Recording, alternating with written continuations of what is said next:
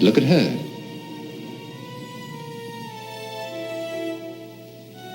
Not bad. She was the embodiment of unattainable beauty, the image of perfection. As the mysterious Laura, Jean Tierney inspired the adoration of filmgoers around the world. She had a great presence. The minute she came on, you'd look, wow, and she got you. Yes, she is. Off-screen, she won the love of princes and future presidents. But behind the glamorous facade was a woman who struggled to keep her sanity amid a storm of personal crises and a crippling battle with mental illness. On the surface, she had everything: beauty, intelligence, talent. But on the other side of it was something very tragic. There was a girl that had everything, and everything ended up in stark misery and despair.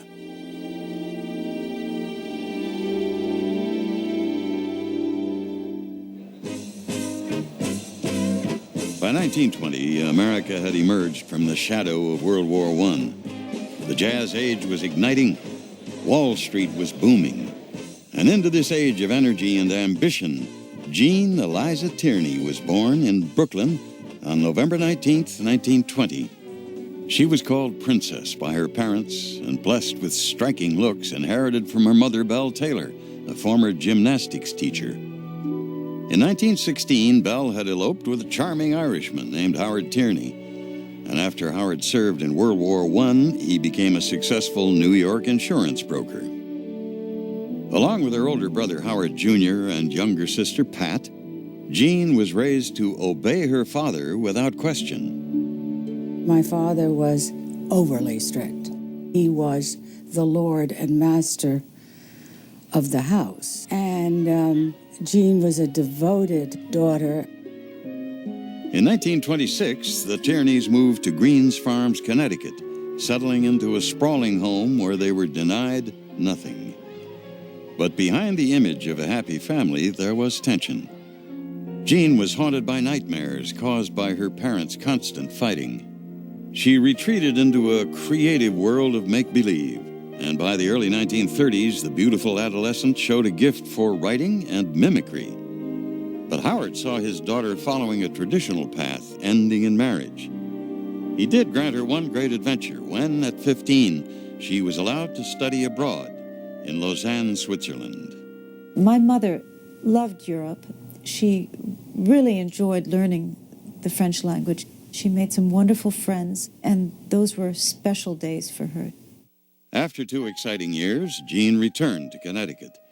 But she was stunned to find that the father she adored was now badly in debt. A lawsuit had toppled his business, and the family had lost its beloved home to a bank. But Howard Tierney struggled to keep up an image of success. And in the summer of 1938, he sent the family on a road trip to the western United States. Among their stops was Hollywood, where Jean was captivated by a tour of Warner Brothers studios. Within minutes, the gorgeous 17-year-old caught the eye of director Anatole Litvak. Dazzled by her beauty, he arranged a screen test for the astonished teen. And though she had no training, her test so impressed the studio that she was offered a contract at $150 a week. She was thrilled. I think everybody was amazed. All of a sudden now she wants to become an actress. Although Howard Tierney ordered his daughter not to accept, the determined Jean struck a bargain. After she obediently made her formal society debut, she could audition in New York for the legitimate Broadway stage. After just 1 month, the fantasy life Jean dreamed of became a reality when she won a small part in the play Mrs. O'Brien Entertains.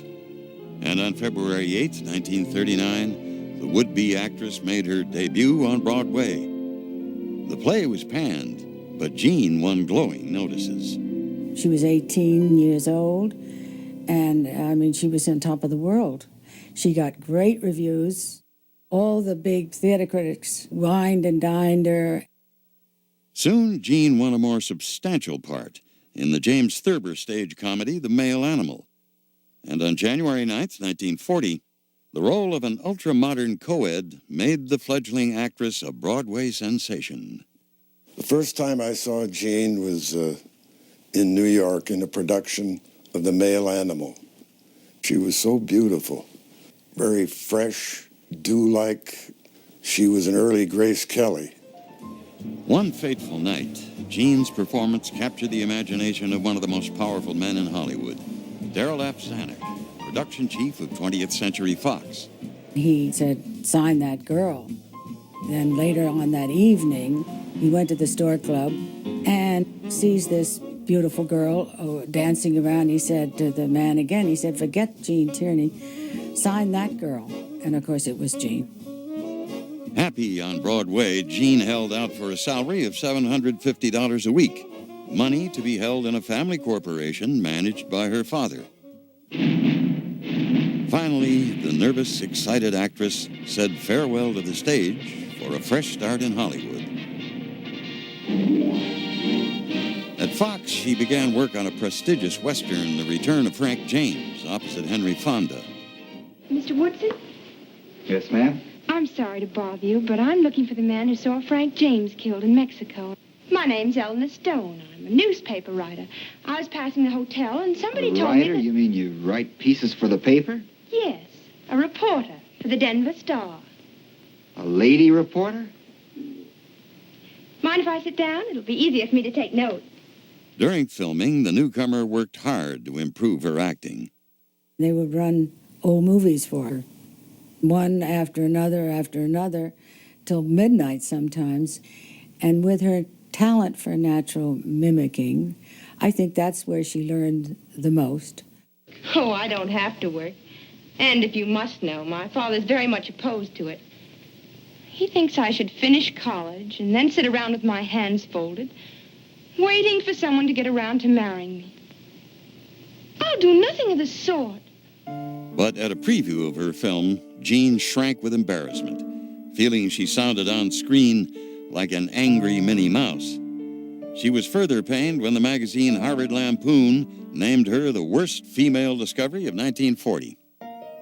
But to Jean's surprise, The Return of Frank James was a hit, and the young star moved swiftly from film to film. She began smoking to lower her voice, and in time she gained confidence on screen. Jean was very serious about becoming an actress and tried very hard not to upset anybody. She did everything that was asked of her and even gave it more effort than was required. What you get from Jean Tierney when you're watching her is that there's a kind of double thing there, an either or. She's very, very exotic and really unusual, but she's also has a quality of typical American debutante to her. Ain't you gonna give me just a bite, love? No. Fox used Jean's mix of the exotic and the all-American in a range of roles. In director John Ford's Tobacco Road, she played a seductive hillbilly.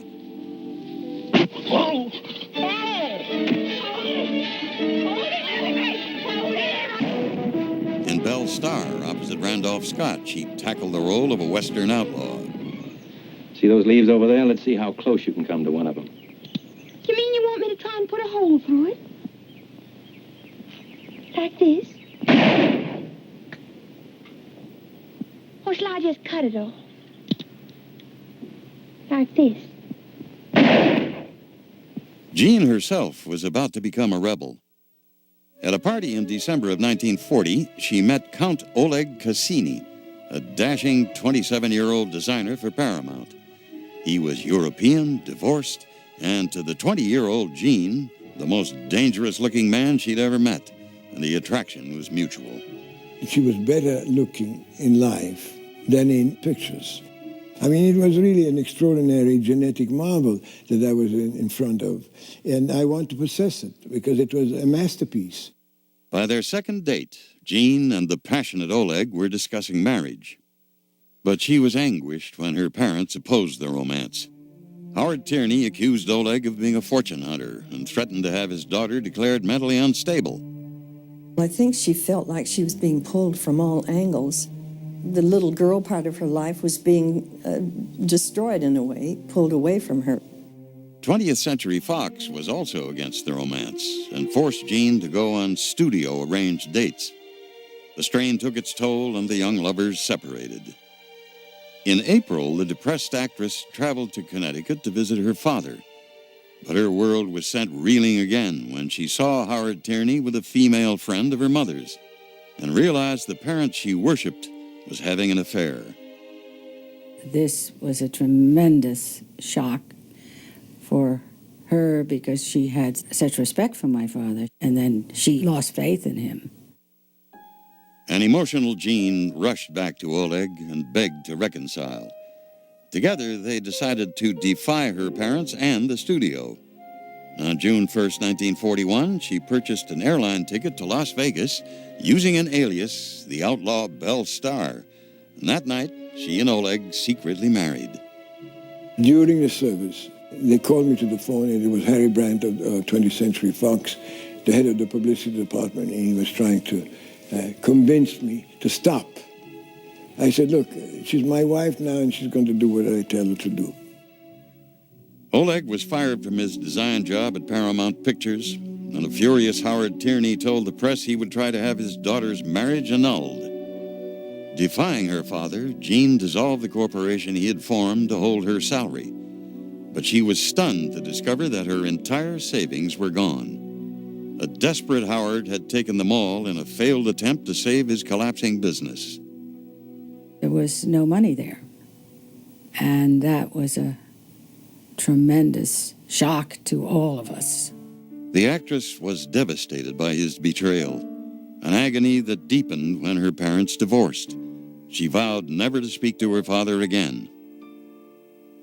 The foundation of Jean's life, her family, had been shattered.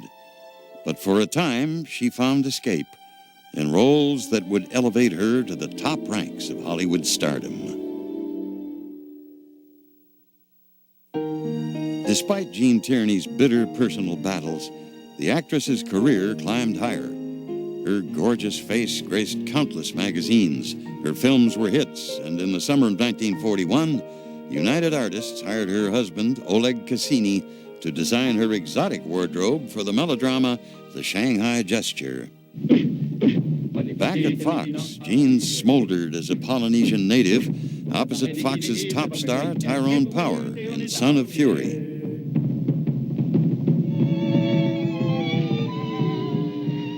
This time you won't get away so easily.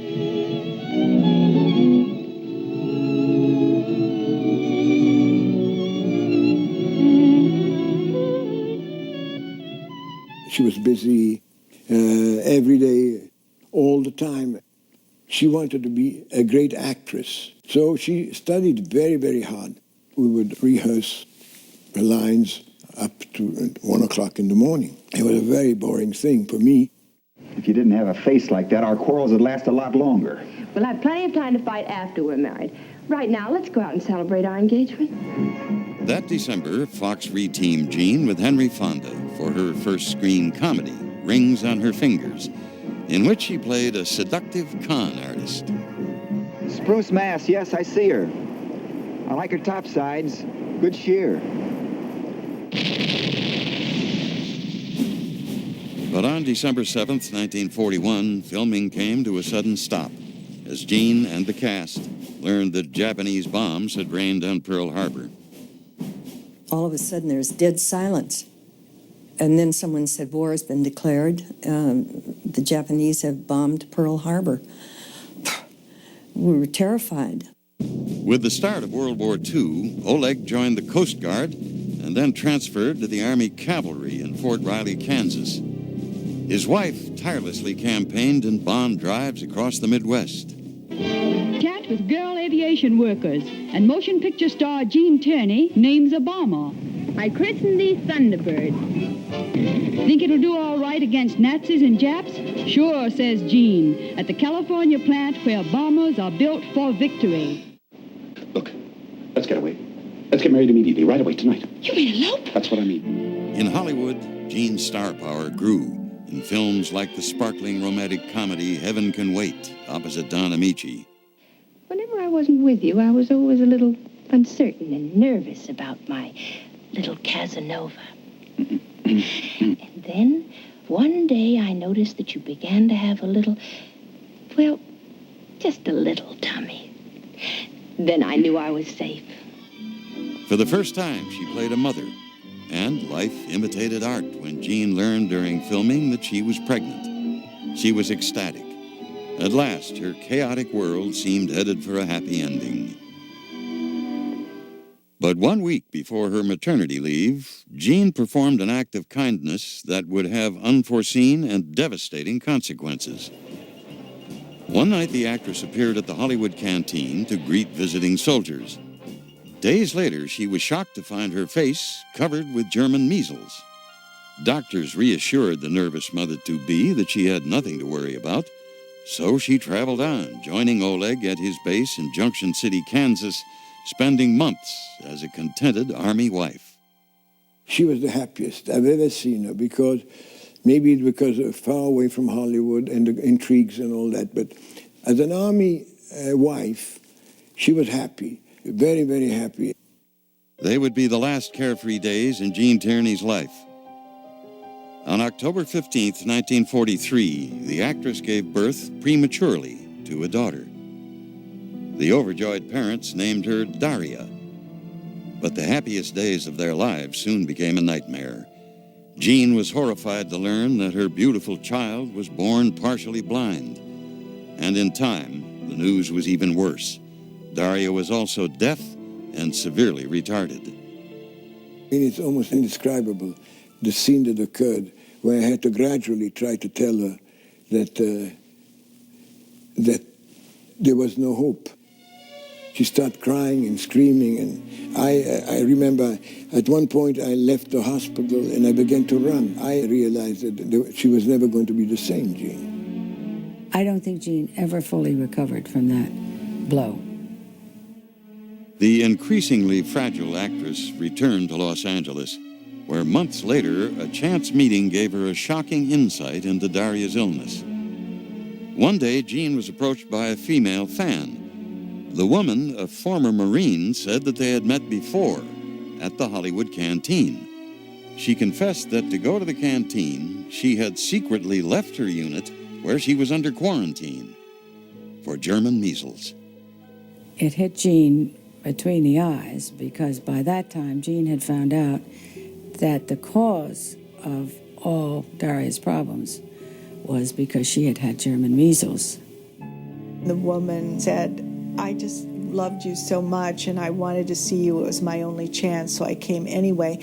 The knowledge that it is your success that caused this tragedy to happen, how can anyone deal with that? Jean's feelings of guilt and anger tore at her mind as she returned to 20th Century Fox. She tried to turn down the movie waiting for her, the project originally planned for Jennifer Jones. Its first director was fired days into shooting, and Jean was convinced the film would be a failure. The movie was the romantic mystery, Laura. Every woman will feel that when it comes to men, Laura gets by with murder. Every man will feel that when it comes to murder, it couldn't involve a more enticing girl. The actress played an apparent murder victim who turns up to become a murder suspect. Her portrait alone inspires a tough detective played by Dana Andrews to fall in love with her. They could not have had a more perfect leading lady for Laura than Jean Tierney, because all the qualities of Laura, the mystery, the beauty, the strange, haunting qualities she has. What are you trying to do? Force a confession out of me? You've been holding out, and I want to know why. It'll be easier for you if you tell the truth. What difference does it make what I say? You've made up your mind I'm guilty. Are you? Don't tell me you have any doubts. In the case of Jean Tierney, she was so exquisite that you just looked at her and you knew why Dana Andrews had fallen madly in love with her.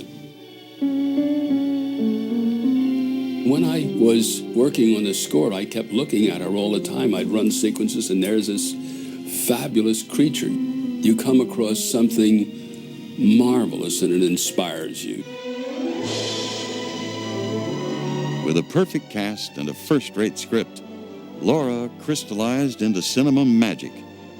David Raxon's theme became a musical standard, reflecting the spell Gene Tierney cast as Laura, the face in the misty light.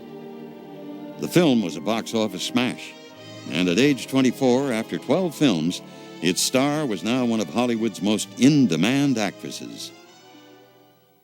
In the summer of 1945, as World War II neared its triumphant end, Oleg was honorably discharged from the military. His distinguished war record finally opened the doors of Hollywood for the talented designer, but Daria's condition, Jean's work hours, and her husband's roving eye tore at their marriage. She could be very, very jealous. She was watching me because she thought that my eye was wandering. I admitted to some picadillos at that time. The fact is that I was reacting to this condition which I was being put. I had to live a long time as the husband of Gene Tierney. Her passion found an outlet in the drama Leave Her to Heaven. Daryl Zanuck entrusted her with one of the most coveted parts in Hollywood, the role of a wife whose jealousy and madness drive her to murder. Darling, forgive me. I'm sorry. I can't help it. It's only because I love you so. I love you so I can't bear to share you with anybody. It was the film she felt was her best work. She's portraying a powerful, controlling person who is willing to kill to have her own way. Don't worry about your direction. I'll keep you on your course. Okay. Just think about how few actresses ever get a moment on screen of the one she had. I think I'm getting tired. Coldly sitting there allowing that young crippled boy to drown because he took attention away from her. Help me!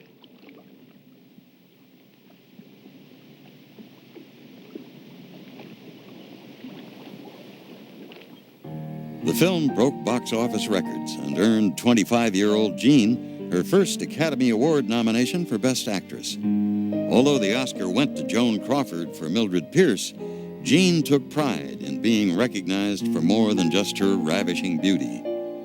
But success had come at a high price. Her marriage was collapsing, and more heartbreak lay just ahead. Recognition for the star of Leave Her to Heaven. Congratulations, Gene Tierney.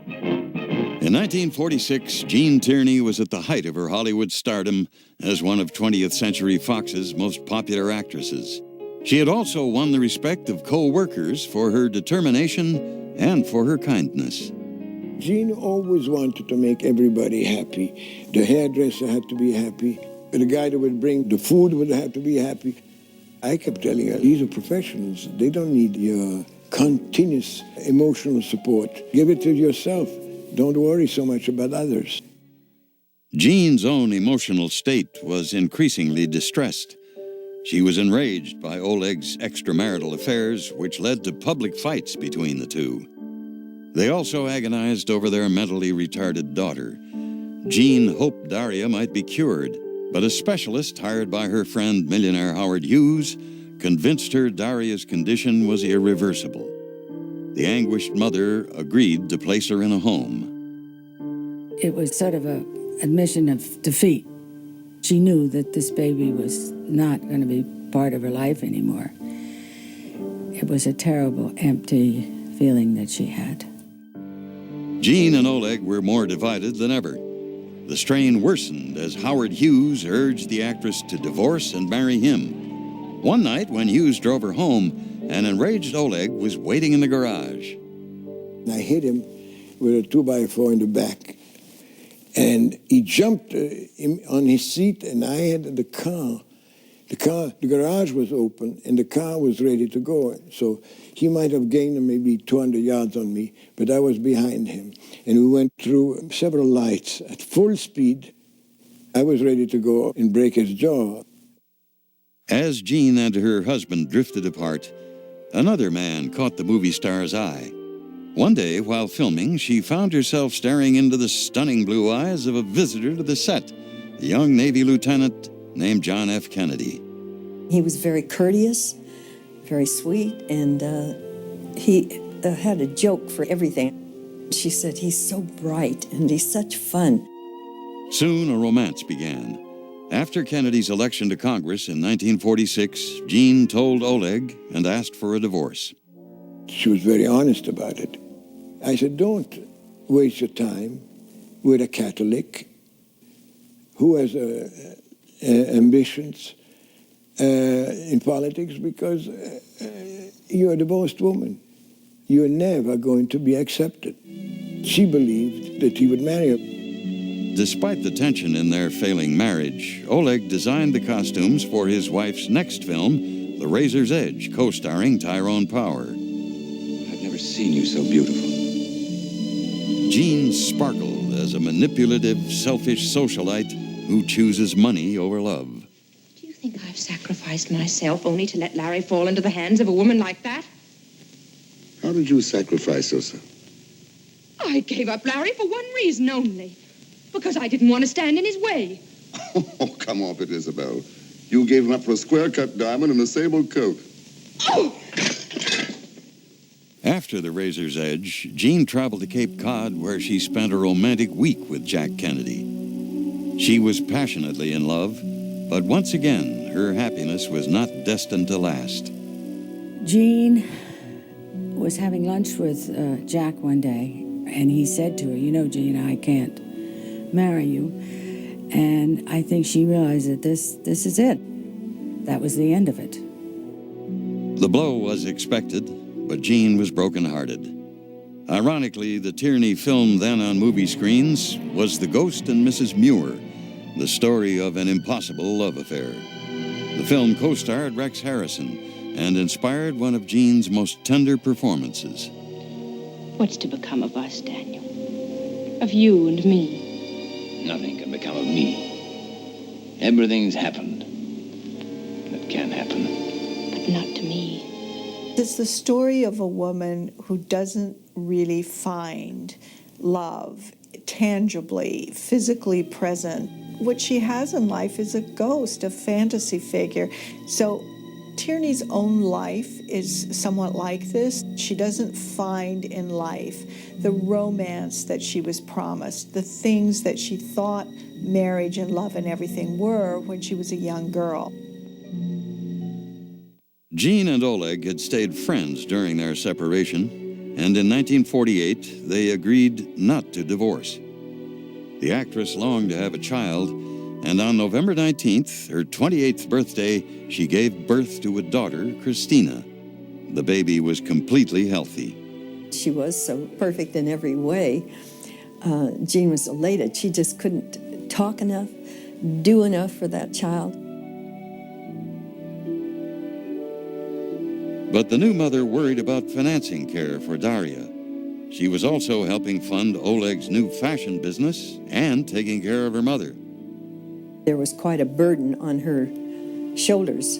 She was taking care of everybody, looking after us all. The actress threw herself into work at Fox, making 5 films in under 2 years. One highlight was the 1950 film noir thriller Night and the City. You could have been anything. Anything.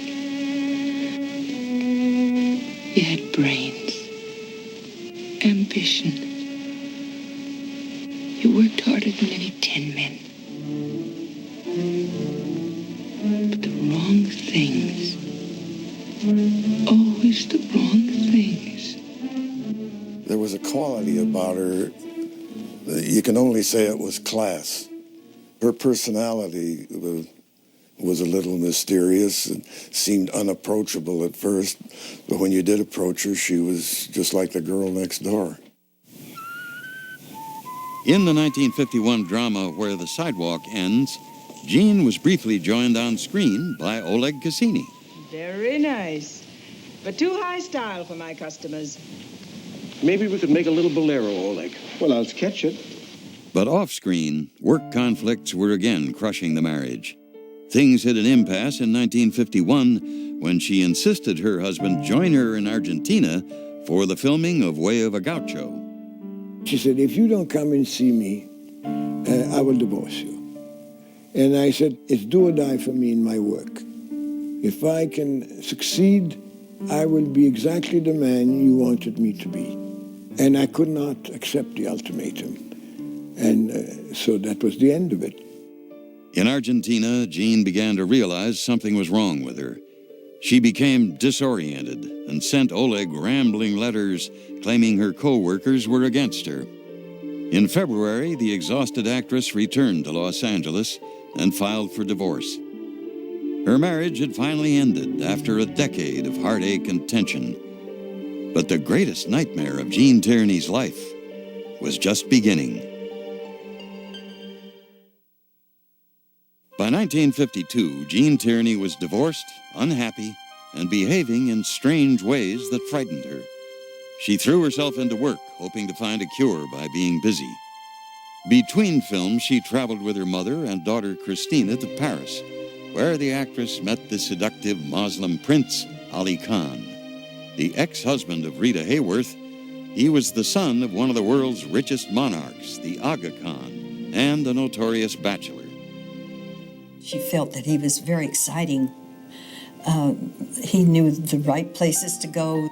She didn't want a mundane life that the rest of us live. Jean embarked on a whirlwind romance. For her, Ali Khan was a means of escape from her divorce, from the tragedy of Daria, and her own growing mental stress. I begged her not to take it seriously because I said, Ali Khan does not represent a good risk for you. Why don't you go and get yourself some nice guy from Connecticut? Because you're always involved with these characters, me included, that are not the prototype that you and your family really wanted. In public, Jean seemed one of the world's most exciting women. But by 1954, her mind was drifting. She had difficulty remembering lines. More stress came from Ali's father, the Aga Khan, who publicly opposed their rumored plans of marriage. Ali did propose to Jean, but his offer came with a painful ultimatum. He wanted her to come to his country and accept his religion and politics and not incorporate her family. And the family was everything to Jean. She was torn, just absolutely torn. The many pressures were too much. As Jean worked on the lavish drama The Egyptian, her mind continued to deteriorate. She would go in and out of these periods. She said, I know when I'm slipping. And she said, it's just like falling down a manhole and not having anything to grab onto. By the time Jean made The Left Hand of God with Humphrey Bogart, she was near collapse. Her romance with Ali Khan was over, and she seemed totally helpless. It's been a long time since I went walking out with a pretty girl. Do you always startle people like that, Father? Why? One doesn't think of priests ever walking out with girls. Between takes, they'd look for her, and we spotted her sitting under a tree with her head kind of in her lap, lost to everything. Humphrey Bogart was a help to Jean. He fed her lines. He just led her along like a little child. You're not the only one who has something to atone for. I have too. You? I fell in love with a priest. Audiences had no idea Jean was ill, but at age 34, her fragile world finally shattered. While rehearsing for a television appearance, she collapsed and withdrew from the program. The terrified actress locked herself in her mother's New York apartment, where she slept and hallucinated. She would go in a corner, and she often looked at the portrait of my sister. She would stare at that painting, and she would cry. She'd weep.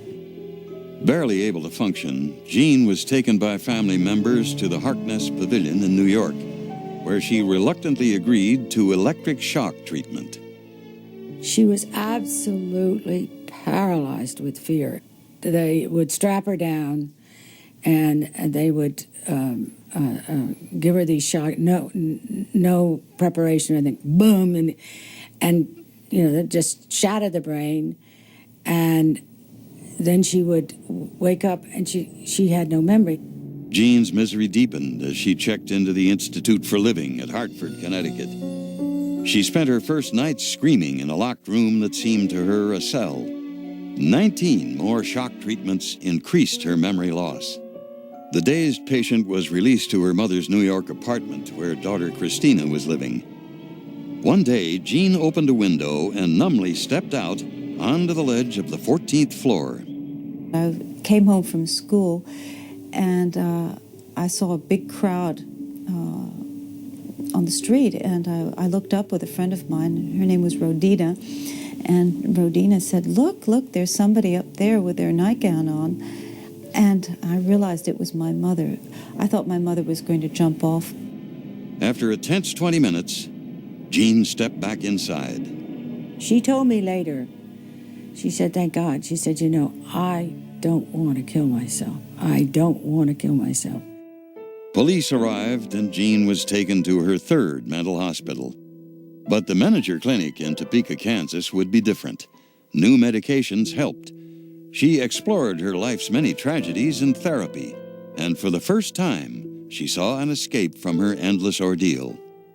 They gave her a sense of respect, and they helped her understand that it was not such a horrible thing to be sick and to have mental illness. In 1958, Jean was released. She vacationed in Aspen, Colorado, and during her stay, she met a charismatic oil executive named Howard Lee. 3 months later, they were discussing marriage. I think it was sort of love at first sight. Howard didn't care that my mother had been sick. Howard Lee was soft-spoken and gentle with her, and that's what she needed. A hopeful Jean returned to Los Angeles, but celebrations were premature. Overwhelmed by the attention of friends and the press, she suffered an emotional relapse and returned to Menninger on Christmas Day. After months of treatment, doctors encouraged her to try working part-time near the hospital. She agreed and took a job as a saleswoman in a Topeka, Kansas dress store. People were very surprised to have Jean Tierney as a salesgirl, but she enjoyed it, and it made her realize that she could go out and do things again. And when the press interviewed her, she was very open. At that time, it was really very brave of her because most people didn't come out and talk about things like that.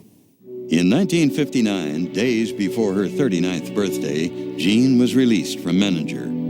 With Howard Lee at her side, she felt confident and was eager to return to the screen. But she wondered, would anyone in Hollywood want her back?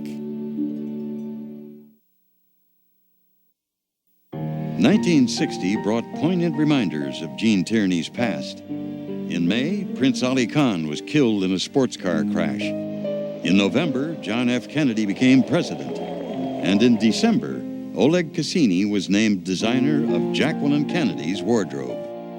The year also brought great joy when on July 11th, at age 39, Jean married Howard Lee. A year later, they looked forward to the birth of a child. But once again, the expectant mother faced a crushing loss when she suffered a miscarriage. Now more than ever, Jean hoped to return to acting. And she was thrilled when her Laura director, Otto Preminger, gave her a role as a Washington hostess in the all-star drama Advise and Consent. But the challenge of acting, which she had once loved, soon became a stressful ordeal. She would really get frightened, and she got this sensation of having a dried mouth. It was fear.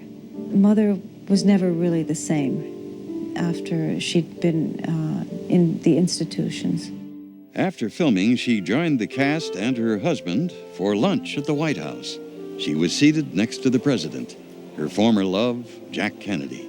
She and Jack talked about old times, and she said to him that she was happily married now, and she had a husband, and when she went crazy, he still loved her. In 1964, at age 43, Jean made her final feature film appearance in the Anne Margaret musical, The Pleasure Seekers. But her role as Brian Keith's jealous wife was little more than a cameo. The torch had passed to a new generation of actresses. Leave him alone. He doesn't love you. He's only playing games with you, having fun. He doesn't give a damn about you. I feel sorry for you, Jane. How dare you be sorry for me, little tramp. She just realized that she was older. It wasn't a place for her, and that she should stop putting the pressure on herself to go back. And she finally relaxed and said, you know, I'm not going to do it anymore. For the next 2 decades, Jean and Howard led a quiet life together in a fashionable section of Houston, Texas. She loved being the housewife that she had never been. She loved going to the market. She loved having lunch with her friends, playing bridge, and doing all the things that she had never had time to do before. She was encouraged by her family to tell her story of survival. The result was the moving autobiography Self-Portrait, published in 1979. But the next chapter in Jean's life brought more heartbreak. The death in 1981 of her beloved husband, Howard Lee. When he passed away, Jean got so sick. I thought she was never going to come out of it. She did. But she had lost the one person that was sort of her mainstay, and it was extremely difficult for her. Alone and increasingly frail, Jean spent her last years privately at her home in Houston. She still suffered occasional bouts of mental confusion. Sometimes she would call me in the middle of the night, and she would say, I'll meet you at the house at 4 o'clock tomorrow afternoon. I didn't know what she was talking about. So I think that inside of her was her other life, the life that she had lived with me and early on, and where successes were multiple for her. Her health began to fail, and unfortunately, she was smoking. She was smoking much too much, and that got her. 5 decades of smoking had taken their toll, and on November 6, 1991, Jean Tierney succumbed to emphysema. She was 70. Fans around the world mourned the loss of one of cinema's greatest, most enigmatic beauties. Jean Tierney will be remembered as a unique presence in film. The audience feels something about her presence that they can't quite identify. I think that the stress she was feeling in her personal life adds to those portraits that we have. My mother left a very warm impression on really everyone that she met. She always made a point of extending her goodness and her kindness to others. She was a very beautiful person within and without. There was a wonderful girl that was battered by destiny. It appeared that everything had been given to her. And suddenly, at a certain moment in her life, luck ended. She was the unluckiest lucky girl in the world.